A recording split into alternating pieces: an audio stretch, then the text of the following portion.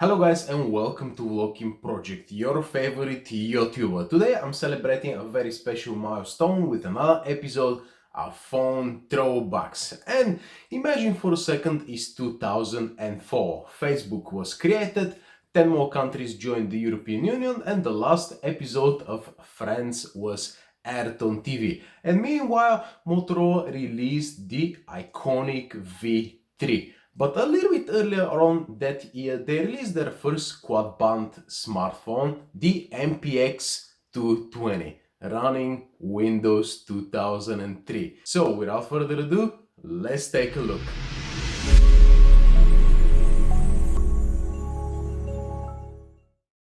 The first thing that you're gonna come across this phone is when you touch it, it is so nice to hold, guys. Phones are not that small nowadays, and even 20 years later, this phone still feels very nice. You open up the clamshell like that, and you're greeted with this, well, rather advanced for the time, 2-inch LCD screen, 176 by 220 resolution. That was top of the line tech back in the day, as well as some of the other specifications of this phone. I have to mention that that was Motorola's first quad-band phone, which means it worked in the US as well as in Europe. Of course, if you're a businessman traveling, this was the phone to go, guys. Some other specifications of this phone include an unheard of 64 megabytes built-in storage, as well as memory card slot. It had Bluetooth, it had infrared port for sending small information, as well as it was running a Windows Mobile 2003, which means that you can run, for example, Opera, you had a media player, you had a bunch of applications already installed. They had a little store, you can download some additional packages, you could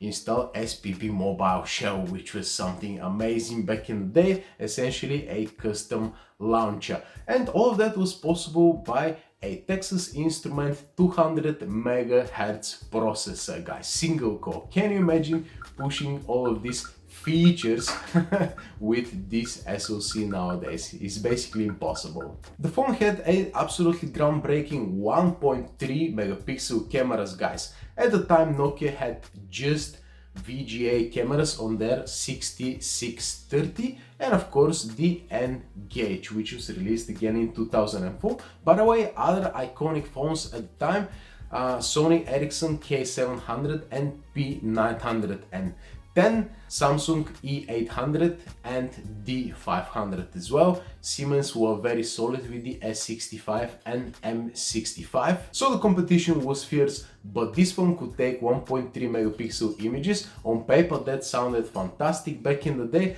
However, the results are absolutely poor, guys. Have a look at those two images, they're hilariously bad. But what's interesting that this phone was able to take videos with audio, actually something that the iPhone released 8 years later on couldn't do. And the battery capacity was 1000 milliamp hours, guys, but because it was a Windows smartphone, it was about to drain overnight. So you can imagine nowadays how is the battery life on that thing.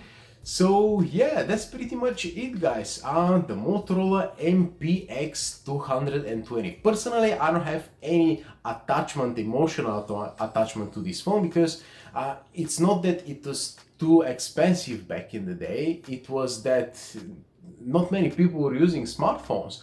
And it's kind of like if you wanted a smartphone, you would rather go for the Symbian, for the Nokias, or the Sony Ericsson P910, and if you wanted a Windows smartphone, you would go for one of these early HTCs with big screens or HPs. And the thing is that if you wanted a clamshell phone, you rather go for Samsung or Motorola's own V3. So this phone was kind of unsuccessful in that regard. I mean, don't get me wrong, but all of these phones with smaller screens and windows, especially not touch screens, they were not very successful back in the day, guys. And considering there were no updates, pretty much official ones back in the day, you had to rely on third-party, of course, XDA developers community for some updates. So yeah, I've tried to send those pictures taken with this phone to my HTC U12 via Bluetooth, and it said failed, operation failed or something like that. I couldn't send it, so I sent it to another HTC phone from that era with a little bit of newer Windows version, so that's how I transferred them back to my phone.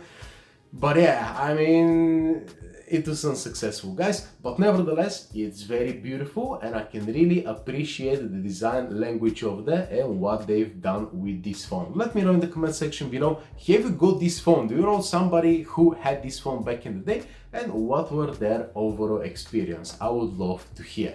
So yeah, thank you very much for watching, guys. That was Tony, and don't forget, every 1000 subscribers, new episode of Phone Throwbacks will appear. Thanks again for watching. See you later.